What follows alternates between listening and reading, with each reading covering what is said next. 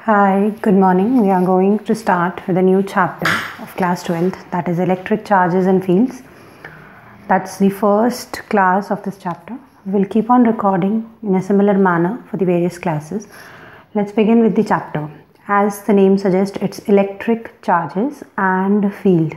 So first we will study about the electric charges and then we'll move forward to the fields.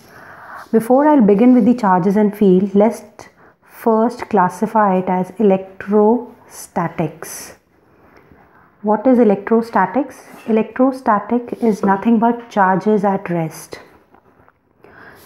Sometimes you would have observed while removing your woolen clothes, you just get a small spark, or at times you get a small jerk because of the charges at rest. That is all because of the charges that accumulate due to friction.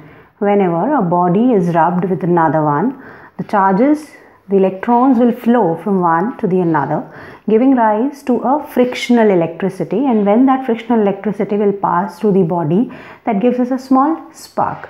The lightning that you would have observed there during the thunderstorm, that is also because of the static charges or charges at rest.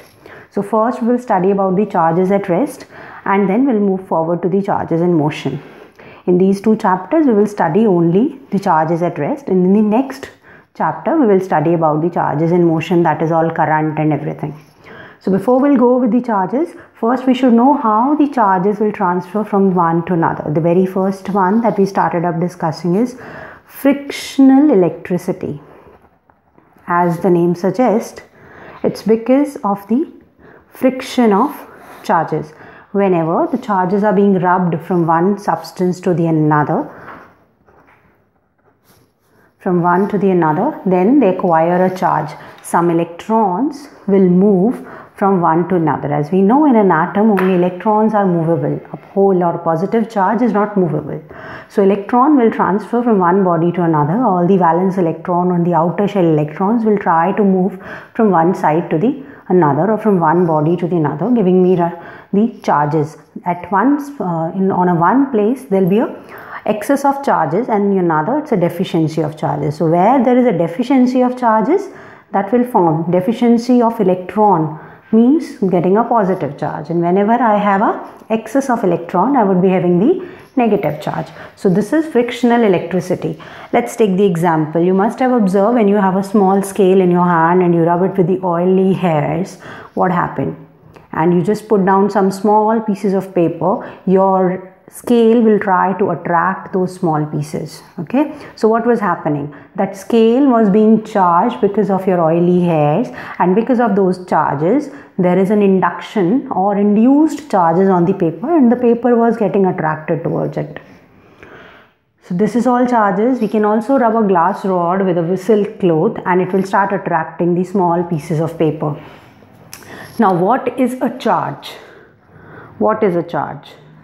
Charge is nothing but the electron. It's a deficiency or the excess of electron, that is my charge. Charge is a scalar quantity.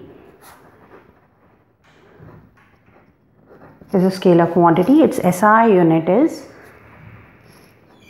coulomb.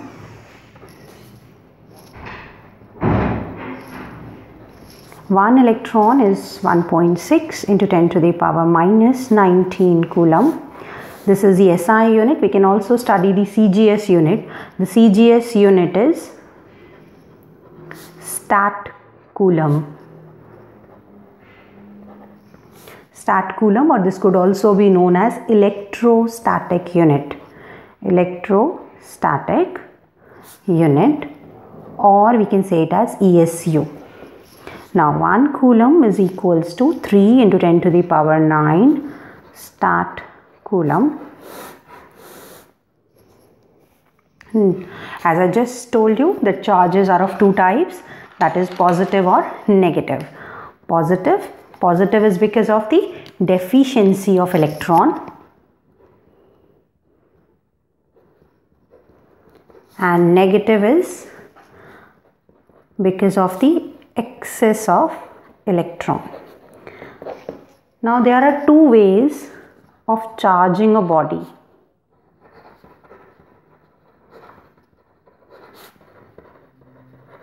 There are two ways of charging a body. What are these two ways? The very first one is charging by friction. That is physical transfer of electron from one body to another. That is a transfer of electron from one to another, that is charging by friction. Let me just segregate the particles or the bodies into the one which acquire the positive charge and another which acquire the negative charge. So this is my positive and that negative. Glass rod will always acquire a positive charge. Fur will always acquire a glass rod whenever rubbed with the silk cloth. So glass rod will have a positive charge and your silk cloth will have a negative charge. Similarly, when I have a fur, it is rubbed with the ebonite rod. What happened? Your ebonite rod will acquire a negative charge. It will acquire a negative charge. That means it will have the excess of charges. Fur will release certain electrons and that would be transferred to my ebonite rod.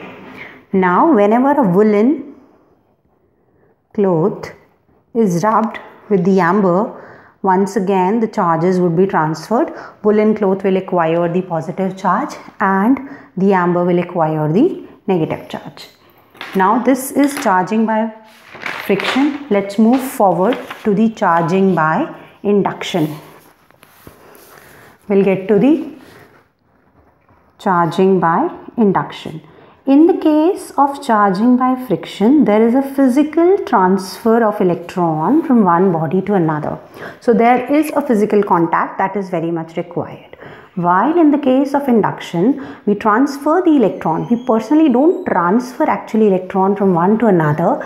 It's a way of getting the charging whenever a charged body is kept near to the uncharged body, the charges in the uncharged body will align themselves according to the charged one.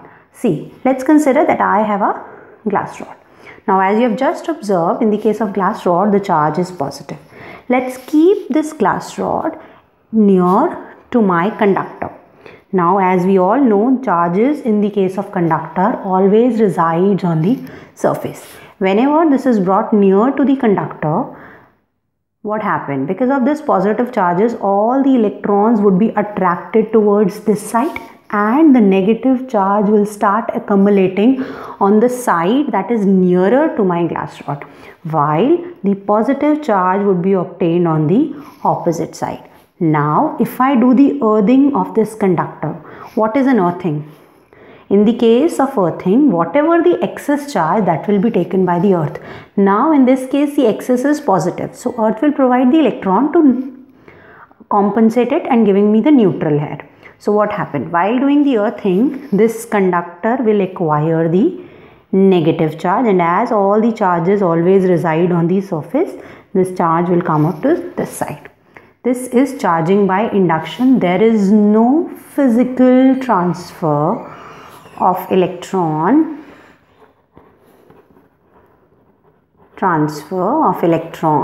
from one body to another.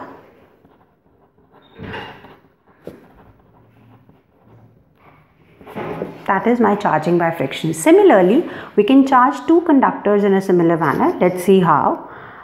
Let's consider that I have a glass rod once again. As a glass rod is having a positive charge, let's keep two conductors which are in physical contact with each other.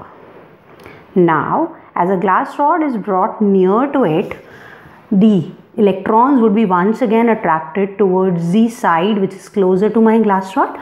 Similarly, all the other charges would be on the opposite side.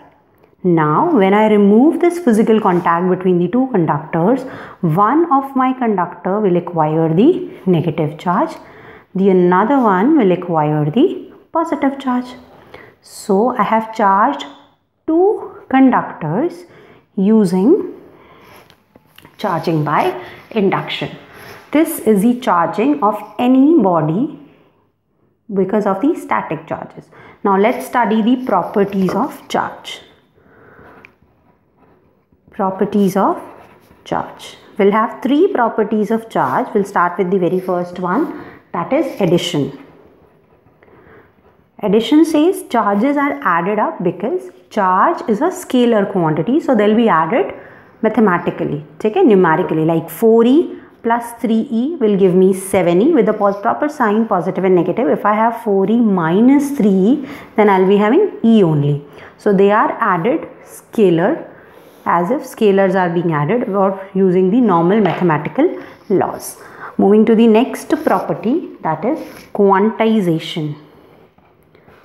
According to the quantization, all the charges, wherever it will come up, all charges would always come up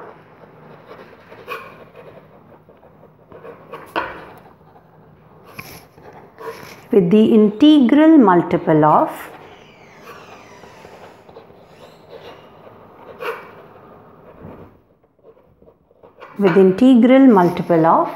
elementary charge. With the integral multiple of multiple elementary charge,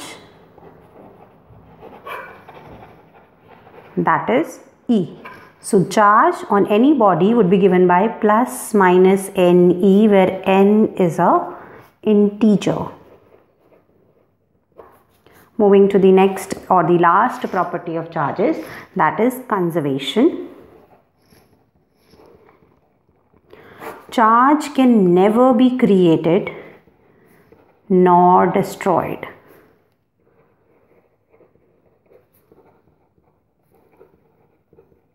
It's always being transferred from one body to another.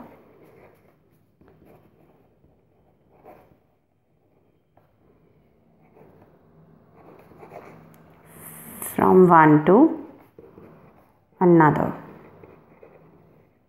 This is the property of charges. Now we will see the difference between the charge and mass, and that would be the end of this topic. And next one will be the Coulomb's law and electrostatic.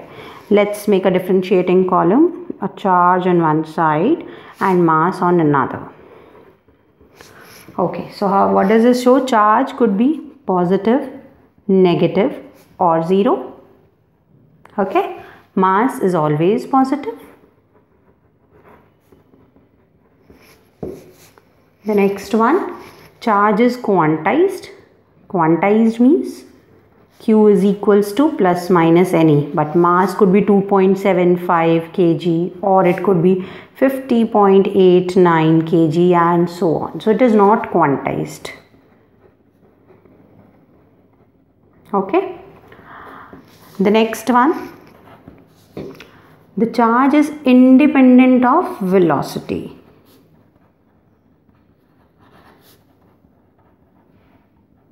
Charge is independent of velocity, while mass is dependent.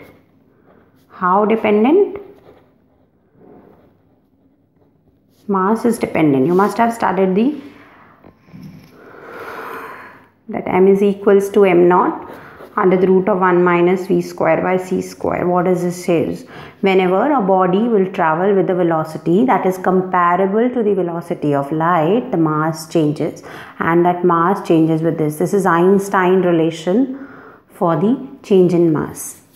Now moving to the next difference between a charge and mass, that is charge is always associated with mass. If there is charge, there must be a mass, while mass is independent. Mass can exist independently. There may not be a charge. Charge ho ya na ho, that doesn't make a difference. Moving to the next one, electrostatic force between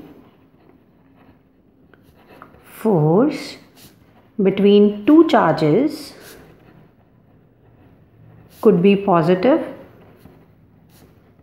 negative or 0, while gravitational force, as you have already seen in class 11, gravitational force is attractive force. It is always attractive, while the force between the two charges could be positive, negative or 0, because if they'll attract, if they'll attract, it could be positive. If they repel, it should be negative.